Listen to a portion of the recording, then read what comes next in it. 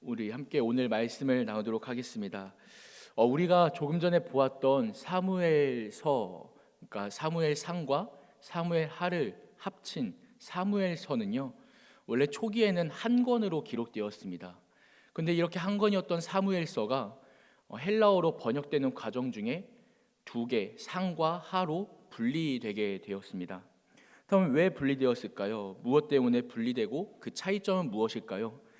우리가 그냥 자연스럽게 읽다 보면은 시간 순서로 분리되었나라고 생각할 수 있지만은 사무엘상과 사무엘하는 엄연히 주제가 다르게 있습니다. 사무엘상이 이 말씀을 통하여 제기하고 있는 중요한 요점이 있는데, 그것이 무엇이냐면 왕은 어떤 사람이어야 하는가라는 주제입니다. 왕은 어떤 사람이어야 하는가. 그래서 우리가 잘 알다시피 처음에는 사울 왕이 기름 부음을 받습니다. 하나님께서 그 사울을 기름 부음으로 세우시죠. 그런데 이 사울이 가면 갈수록 나중에 말년이 되어가면서 점점 하나님을 떠나갑니다. 그러면서 하나님께서는 이 백성들에게, 사람들에게 이 사울이 전혀 마음이 완악해지고 하나님을 배신하는 것을 보여주면서 왕이 어떤 사람이어야 할까라는 것을 백성들에게 계속 생각하게 하시는 것이죠. 오늘날 우리에게도 마찬가지입니다. 그래서 다윗을 세우게 하십니다. 두 번째로 다윗 왕이 세우면서, 근데 그 다윗은 끝까지 하나님을 놓지 않습니다. 계속해서 하나님을 의지하며 살아갑니다. 그러면서 이 다윗 왕과 사울 왕의 모습이 비교될 수밖에 없겠죠. 그리고 이러한 모습은 곧내 신약에 있는 예수 그리스도의 모습을 향하게 하는데, 그러기 통해서 우리가 생각할 것은 왕은 어떤 사람이어야 하는가라는 질문을 우리에게 던지고 있는 것입니다. 그리고 여기에서는 정말 중요한 게 있는데, 영적인 의미로는 우리의 삶의 통치자 되신, 우리 삶의 왕이 되신 하나님의 성품은 어떤 것인가 라는 것을 더욱 깊이 이어지는 질문을 던지는 것이 사무엘상인 것이죠. 그리고 이어서 사무엘하, 우리가 오늘 본 사무엘하의 말씀의 요점은 무엇일까요? 아까 말씀드린 내용 중에 있는데요, 사무엘상이 왕이 어떤 사람이어야 하는가 라는 것이었다면, 그 왕들이 이 나라를, 이스라엘을 통치하는 과정 가운데 선지자인 사무엘은 하나님의 말씀을 받아서 계속해서 왕들에게 말합니다. 왕들에게 하나님께서 이렇게 말씀하십니다. 하나님의 말씀에 순종하십시오 라고 왕들에게 계속 제안하며 말합니다. 근데 그 왕들이 사울 왕이 제대로 듣질 않습니다. 그러면서 무너지게 되는 것이 사울 왕의 모습인 것이죠. 그러면서 사무엘 하에서 말하는 것이 무엇이냐면, 사람은 결코 사람의 참된 왕이 될 수 없다라는 것을 말합니다. 그래서 사울 왕도 무너지지만 이어서 다윗 왕의 무너짐 또한 사무엘 하에는 기록하고 있습니다. 사무엘 하에서는 이 다윗 왕이 성적으로 무너지는 것을 보여주고, 또한 자신의 교만함을 드러내며 무너지는 것을 보여주며 아들에게 쫓기는 위기의 상황을 보여줍니다. 그러면서 사람이 사람의 왕이 되었을 때 이러한 연약함이, 이러한 무너짐이 있구나, 그 선지자의 경고가, 사무엘의 경고가 진짜였구나 라는 것을 보여주는, 증명하는 것이 사무엘하인 것입니다. 그러면서 이러한 주제로 흘러가는 사무엘하 가운데 오늘 우리가 함께 본 본문 말씀 사무엘하 19장 말씀에는 어떤 의미가 담겨 있냐면, 정확히 사무엘하를요 3개의 단락으로 나눠 볼 수 있는데, 그 중에 가운데 있는 사무엘하 9장부터 20장까지의 말씀은요 다윗 왕국의 위기에 대한 기록들이 적혀 있습니다. 다윗 왕의 위기 말이죠. 그리고 오늘 함께 본 19장도 마찬가지로 다윗 왕의 위기의 내용 가운데 있는 한 부분이나 마찬가지입니다. 어떤 내용이냐면, 사무엘하 19장 앞에 있는 18장과 그 앞선 내용들에는 다윗이 자기의 아들인 압살롬에게 쫓기는 이야기가 기록됩니다. 아들에게 쫓겨가는 이야기요. 왕인데도 불구하고 다른 사람이 아니라, 다른 신하나 다른 힘이 엄청 센 어떤 다른 사람이 아니라 자기가 키운 자기 아들에게 쫓김받는 그 다윗 왕의 모습이 기록되는 것이죠. 그러면서 다윗이 어떠한 위기를 맞이하는가. 근데 우리가 생각해 볼 건 무엇이냐면, 다윗이 압살롬에게 쫓기게 된 이유가 있다는 것입니다. 그 이유, 왜 쫓겼을까요? 그 이유를 성경은 말하기를 어떻게 말하냐면, 다윗 왕이 우리가 크게 말하면요, 먼저 크게 말하면 하나님께 불순종한 것입니다. 죄를 지었던 것이죠. 근데 이거를 좀 더 깊이 들어가서 더 자세히 살펴보면요, 좀 더 깊이 구체적으로 살펴보자면 이 사무엘서에서 아주 중요하게 다루는 단어가 하나가 있는데 그게 뭐냐면 헤세드라는 단어입니다. 헤세드. 그 헤세드가 다윗 왕이 쫓기게 된 이유입니다. 이 헤세드가 무엇이냐면 우리 굉장히 익숙하진 않은 단어입니다. 히브리어로 표현되는 단어인데요. 헤세드라는 단어의 의미가 무엇이냐면 정확히 한국말로 대치되는 단어는 없습니다. 근데 굳이 비슷한 단어를 찾아서 접목해 보자면 사랑, 자비, 인자, 긍휼 이런 단어들과 비슷한 맥락을 갖고 있습니다. 헤세드라는 단어 말이죠. 그리고 사무엘서에서의 헤세드는 어떤 의미냐면 언약적 관계 안에서의 사랑을 말합니다. 언약적인 관계 안에서, 약속된 관계 안에서의 사랑 말이죠. 사무엘서에서는 이 헤세드를 굉장히 중요하게 다루는데 다윗 왕의 행보를 볼 때 어김없이 다윗 왕이 헤세드를 행할 때는 하나님께서 굉장히 평탄한 길로 인도하시고요, 이와 반대로 반 헤세드를 행하지 않는 상황에는 하나님께서 또한 다윗 왕을 벌하시고 심판하시는 모습을 사무엘서를 통해 우리가 볼 수 있습니다. 그래서 다윗이 예를 들어 이런 거죠. 우리가 잘 아는 사건은 뭐가 있죠? 그 다윗이 우리아의 아내를 범하였을 때, 그 바세바를 범하였을 때 그 다윗 왕이 우리아를, 자기의 충직한 신하였던 우리아를 어떻게 합니까? 전장으로 내보내죠. 그러면서 어떤 사랑도, 어떤 자비도, 어떤 긍휼도 볼 수 없는 다윗 왕의 죄악된 면모를 우리가 보게 됩니다. 그때에 반 헤세드를 행하지 아니하고 그가 사랑도 없고 자비도 없고 다윗 왕이 그런 악독한 모습을 보일 때에 그 끝은 결국 압살롬에게 쫓김 맞는 그 고통의 자리로 이 다윗 왕이 낮아지게 되는 것이죠. 그리고 이와 반대로 다윗 왕이 헤세드를 행하는 시점들이 있습니다. 오늘 본문 말씀이 그런데요, 사랑과 자비와 긍휼을 행하는 그 시점에는 다윗 왕에게 또 하나님께서 인도하시는 평탄한 길을 마주하게 되는데요, 그 이야기, 다윗 왕이 헤세드를 행하는 이야기가 바로 오늘 19장의 말씀입니다. 그럼 19장은 어떤 이야기일까? 오늘 본문 말씀 16절로 39절의 말씀을요, 세 단락으로 나누면 딱 3명의 인물을 기억하면 됩니다. 딱 3명의 인물이요. 첫 번째 인물 시므이라는 사람입니다. 시므이, 따라해볼까요? 시므이. 제가 초등부 교육자다 보니까 이런 게 익숙해서, 시므이라는 사람인데요, 이 사람을 쉽게 말하면 어떤 사람이냐면 반역자입니다. 반역자. 이 시므이의 과거에 대해서 말하자면은 이미 이전에 다윗이 압살롬에게 쫓김받을 때에, 그러니까 거의 죽을 것 같은 그 상황 가운데 시므이가 일어납니다. 일어나서 어떤 말을 하냐면 다윗 왕을 저주하는 말로 사람들을, 군중들을 막 이끌기 시작합니다. 사람들에게 이렇게 말해요. 다윗 왕은 막 어떤 사람이야라고 뒷담화하기 시작하고 막 뒤에서 욕하기 시작하고, 안 그래도 다윗 왕이 힘든 상황에 압살롬에게 쫓기는 상황 가운데 시므이라는 사람이, 그리고 시므이라는 사람이 어떤 족속이냐면 또 베냐민 사람입니다. 베냐민 사람은 사울 집안이었거든요. 그러니까 사울이 그 다윗에게 물러나게 되자, 물론 다윗에게 밀렸다기보다는 먼저는 하나님을 배신한 탓이겠죠. 근데 어쨌든 그 물러나게 되자 그 사울의 집안인 사람이었던 시므이가 일어나서 다윗 왕이 거의 죽게 될 때 이때가 기회다 하고 일어나서 다윗을 저주하며 나아가는 겁니다. 그 상황 가운데 어떤 일이 있냐면 다윗의 신하였던 아주 충직한 군사였던 아비새라는 군사가 그 다윗에게 이렇게 말합니다. 왕이시여, 지금 시므이라는 작자가 왕을 폄하하며 저주하는데 제가 가서 그를 처단하겠나이다, 이렇게 말합니다. 그러자 다윗이 어떻게 말하냐면, 아서라 괜찮다. 내 아들도 나를 죽이려고 칼을 겨누는데, 내 아들조차 나를 죽이려고 쫓아오는 상황 가운데 저 사람이 나를 저주한 게 무슨 상관이겠냐 라고 하면서 이 시므이에 대하여 복수보다는 그냥 긍휼로 품어주는 모습을 보입니다.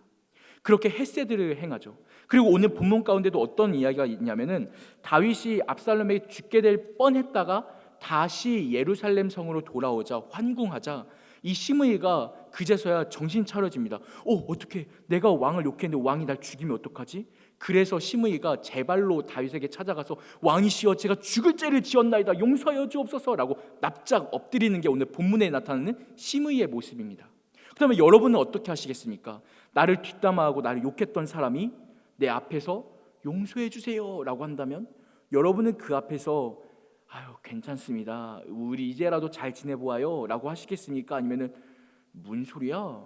너 내가 힘들 때는, 내가 약할 때는 내 앞에서 강한 척 다 하더니 내가 강해지니까 내 앞에서 그렇게 약한 척 꼬리를 내려?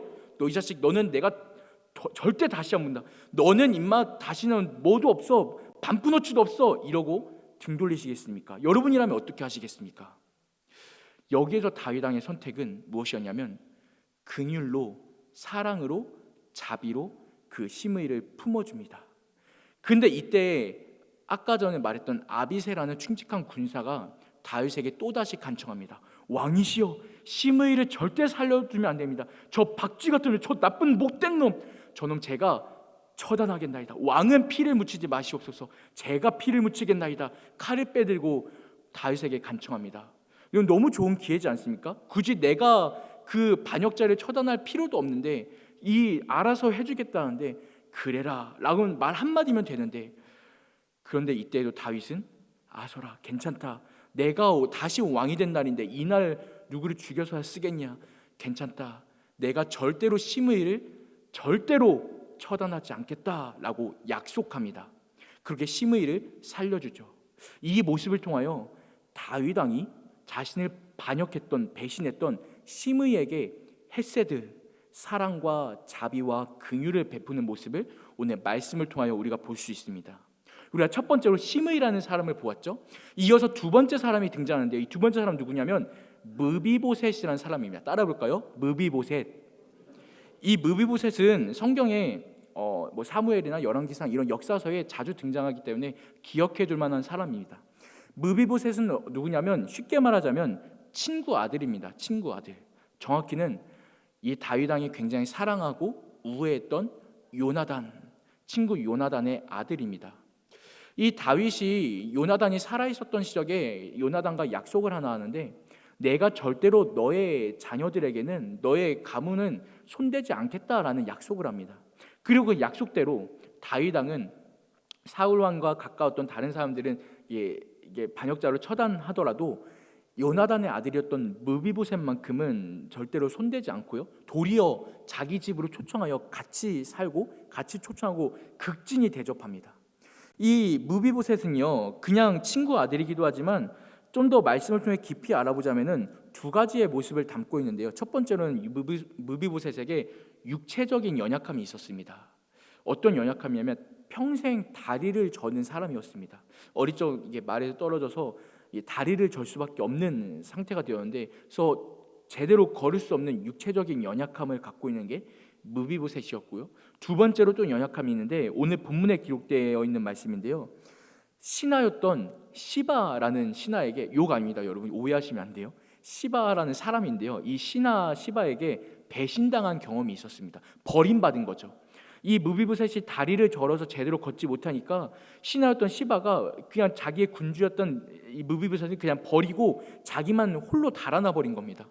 이런 버려짐을 당했던 심리적인 연약함 또한 함께 가진 사람이 무비보셋으로 오늘 본문에 등장합니다.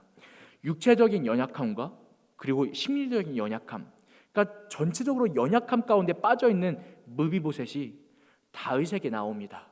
그때 다윗이 무비보셋을 어떻게 했을까요? 그 연약한 무비보셋을 극진히 대접하며 야, 너 어떻게 된 일이냐? 라고 말하면서 무비보셋을 다시 품어주게 됩니다. 이걸 통해서 나에게 하나도 도움되지 않는, 나에게 일절도 도움되지 않을 것 같은, 도리어 내가 돈을 써야 되고 도리어 내가 시간을 써야 되고 도리어 내가 무언가 해줘야만 하는 연약한 사람 무비보셋에 대하여 다윗이 어떻게 헤세드를 베푸는가, 어떻게 사랑과 자비와 긍휼을, 어떻게 하나님의 성품을 보여주는가를 오늘 말씀을 통하여 두 번째로 볼 수가 있는 것입니다. 마지막 세 번째로 어떤 사람이 등장하냐면 세 번째로 바르실레라는 사람 등장합니다. 따라해볼까요? 바르실레. 이 바르실레를 또 쉽게 말하면은 은인이라고 표현할 수 있습니다. 은인 바르실레. 어떤 은인이냐면 그 예전에 이 다윗 왕이 굉장히 힘든 시절에 있을 때에 이 바르실레라는 여인이 집이 부자여서 돈이 많아서 먼저 아주 연약해져 있던 도망자의 처지였던 그 다윗 왕에게 대접하기 시작합니다. 이 대접이라는 단어를 말씀에서는 공궤라고 하는데요. 32절에 보니까 이렇게 표현합니다. 바르실레는 매우 늙어 나이가 80세라 그는 큰 부자이므로 왕이 마하나임에 머물 때에 그가 왕을 공궤하였더라. 이 공궤라는 말이 요즘 우리는 잘 사용하지 않는데요. 국어 사전적으로 찾아오면은 음식을 대접하다라는 의미를 담고 있습니다. 음식을 대접하다. 그러니까 다윗 왕이 쫓겨가는 상황이었고, 그리고 아무것도 없는, 돈도 없고 밥도 없고 음식도 없는 이런 도망자 시절일 때에 바르실레가 이 다윗에게 먼저 음식을 대접해줬다는 겁니다. 음식을 대접했다는 건 뭘까요? 생명의 은인이라는 거겠죠. 그러자 이 다윗이 다시 예루살렘을 황궁할 때에 바르실레에게 말합니다. 내가 너를 공궤하겠다. 전에는 너가 나를 공궤하였지만, 너가 나를 대접했지만 이번에는 내가 너를 대접하겠다. 내가 너에게 음식을 주겠다. 다시 말해 내가 너의 생명을 보호하겠다. 은혜를 갚겠다라는 것이죠. 그러자 바르실레가 아유 왕이시여, 아닙니다. 제 나이가 80세인데 무슨 은혜를 바라겠습니까? 저에게는 그러지 않으셔도 됩니다. 대신 제 아들 기맘이 있으니 제 아들을 책임져 주십시오 라고 말합니다. 그러자 그 말을 듣는 다윗은 그 말 또한 흡족히 여기며 이 아들 기맘뿐만 아니라 바르실레까지 그냥 그 가족을 다 책임지는 은혜를 갚는 모습으로 오늘의 본문 말씀 36절이 맞춰지게 됩니다. 이 마지막 말씀 세 번째 단락 바르실레를 보면서 우리는 또한 나에게 은혜를 갚았던 사람, 내 은인인 사람에게는 어떻게 헤세드를 베풀어야 하는가, 이런 모습을 다윗을 통해 알 수 있는 것이죠. 요약해 보겠습니다. 세 가지 인물을 우리가 보았는데요. 첫 번째 시므이, 두 번째 무비보셋, 세 번째 바르실레. 이 세 명의 사람은 각각 다른 처지에 있는 사람들이었습니다. 이 시므이는요, 다윗을 배반했던 반역자의 신분이었고요. 무비보셋은요, 친구 아들이긴 하지만 아주 연약하여 아무런 도움 또한 되지 않는 사람이었습니다. 마지막 바르실레는요, 바르실레는 예전에 나에게 은혜를 베풀었던 사람, 공개했던 사람의 신분입니다. 근데 이 각각의 세 가지 신분에게 사람들에게 다윗 왕은 똑같은 모습으로, 일관된 모습으로 대처하는데 똑같이 헤세드의 모습으로 그들을 대접하는 것입니다. 반역자에게도, 연약한 친구 아들에게도, 또 나에게 은혜를 주었던 사람, 당연히 내가 베풀어야 할 사람에게도 똑같이 헤세드, 사랑을 베푸는 모습을 우리가 본문을 통해 알 수 있는 것입니다. 여러분, 오늘 말씀 요약하며 정리하겠습니다. 이 말씀을 통해 하나님께서 우리에게 무슨 말씀하고 싶으신 걸까요? 다윗 왕은 무엇을 보여주는 것일까요? 또한 성령께서는 왜 우리에게 오늘 이 말씀을 주시는 것일까요? 우리는 이 말씀을 통하여 두 가지를 알 수 있는데요. 첫 번째로는 하나님의 사람이 세상의 사람들을, 하나님의 사람이 그 수많은 사람들을 만날 때에 어떻게 대처하고 어떻게 대해야 하는가라는 것을 먼저 모범적으로 보여주는 것입니다. 다윗 왕을 통하여서요. 우리는 오늘 수많은 사람들을 만날 것입니다. 또한 수많은 상황들을 만날 것입니다. 그 상황 가운데 여러분, 우리가 기억할 것은 무엇이냐면 헤세드, 이 한 가지입니다. 우리 또한 하나님의 성품을 가지고 예수 그리스도를 마음에 품고 살아갈 때에 우리 또한 그 사랑을 베풀고 자비를 베풀고 긍휼을 베풀 수 있는 힘이 있다는 것이죠. 우리 안에 계신 예수님께서 우리가 안에 살아계실 때에 우리 또한 이러한 모습으로, 심지어 나를 뒷담했던, 나를 욕했던 사람이라도, 심지어 나에게 아무런 도움이 되지 않는 사람이라도, 또한 당연히 내가 갚아야 할 나에게 은혜를 주었던 사람이라도 똑같은 모습으로, 똑같은 사랑으로 우리는 베풀 수 있는 그러한 사람이 바로 성도라는 것입니다. 두 번째로 우리가 기억할 것은 무엇이냐면 이 사람의 모습 더 깊이 넘어가서 그 이전에 이미 우리에게 헤세드를 베푸신 하나님의 성품이 어떠한가입니다. 우리가 이미 죄인 되었을 때에, 우리가 이미 죄인 되어 하나님을 욕하며 하나님을 배반하며 하나님을 배신하며 죄로 하나님을 대하였을 때에, 그러나 이미 우리가 죄인 되었을 때에 하나님은 우리에게 헤세드를 베푸셨습니다. 우리를 품으시고 우리에게 예수를 보내시고 우리를 구원하시고 우리에게 사랑을 베푸시고 우리를 오늘 이 예배 자리로 인도해 내셨습니다. 그것이 바로 하나님의 성품이라는 것이죠. 내가 먼저 무언가를 한 것이 아닙니다. 내가 먼저 한 것이 아무것도 없습니다. 그러나 나는 하나님께 아무런 도움되지 않을 그때에 하나님께서는 우리에게 먼저 사랑을 베푸시고 먼저 자비를 베푸시고 먼저 헤세드를 베푸셨습니다. 그 하나님의 성품을 생각할 때에 우리는 그 헤세드를 마음에 품고 살아가며 또한 어떻게 살아가야 하는가 우리에게 충분히 묵상할 거리가 된다는 것이죠. 여러분, 그러므로 오늘 하루 우리 기도할 때에 이 새벽 시간 우리 함께 기도하며 새벽에 제단을 쌓아갈 때에 우리 이렇게 기도할 수 있기를 축복합니다. 먼저는 주여 하나님 아버지의 헤세드를 우리가 기억하게 없어서, 헤세드 단어 너무 어려우니까 여러분 그렇게 표현할 거 없이요, 그냥 하나님의 사랑을 기억하게 없어서 우리 이러한 기도를 꼭 놓치지 않기를 축복합니다. 하나님의 사랑과 하나님의 자비를 내가 놓치지 않게 없어서, 내가 다시 한번 기억하게 없어서, 그것을 품고 살아가게 없어서, 주여 나에게 주의 사랑을 기억할 수 있는 능력을 더하여 주옵소서. 우리 이러한 기도와 더불어서 또한 더 나아가 주의 그 사랑을 베푸는 자가 되게 없어서, 주의 그 자비하심을 표현하는 내가 되게 없어서, 주의 그 긍휼하심을 세상 앞에 보여주는 성도답게 살아가는 내가 되게 하옵소서. 우리 이러한 기도로 오늘 이 시간 나아갈 수 있기를 간절히 축복합니다. 말씀을 마치겠습니다. 다윗 왕은 그저 여러 사람들을 만났던 것이 아닙니다. 그 가운데는 그 성품이 있었고 헤세드가 있었고 더 이면에는 하나님의 모습이, 하나님의 마음이 있었습니다. 우리 이 마음을 우리 또한 함께 품고 그 헤세드를, 그 사랑을, 그 자비를, 그 긍휼을 우리 품으며 오늘 하루를 살아가는 우리 모든 영락의 성도 될 수 있기를 간절히 축복합니다. 기도하겠습니다. 살아계신 하나님 아버지 감사합니다. 오늘 이 시간 우리에게 이 말씀을 통하여 주의 사랑을 깨닫게 하셨사오니 우리 또한 하나님의 사랑을 기억하여 하나님의 자비와 하나님의 긍휼을 생각하며 우리도 주를 닮아 예수 그리스도를 닮아 그렇게 살아갈 수 있도록 우리를 인도하여 주시옵소서. 오늘 만나는 수많은 사람들, 오늘 만나는 수많은 상황들, 그 가운데에 주의 사랑을 베풀게 하여 주셨고, 그렇게 우리가 계속하여 선포하는 전도의 그 결단들이 열매 맺혀지게 하시고 세상 앞에 보여지게 하시고, 우리가 구태여 말하지 않더라도 우리의 모습과 우리의 성품을 통하여 수많은 사람들이 교회를 알고 예수를 알고 주님을 알아가는 놀라운 역사, 놀라운 도구로 쓰임받는 우리가 될 수 있도록 붙잡아 주시옵소서. 살아계신 예수님의 이름으로 기도합니다. 아멘.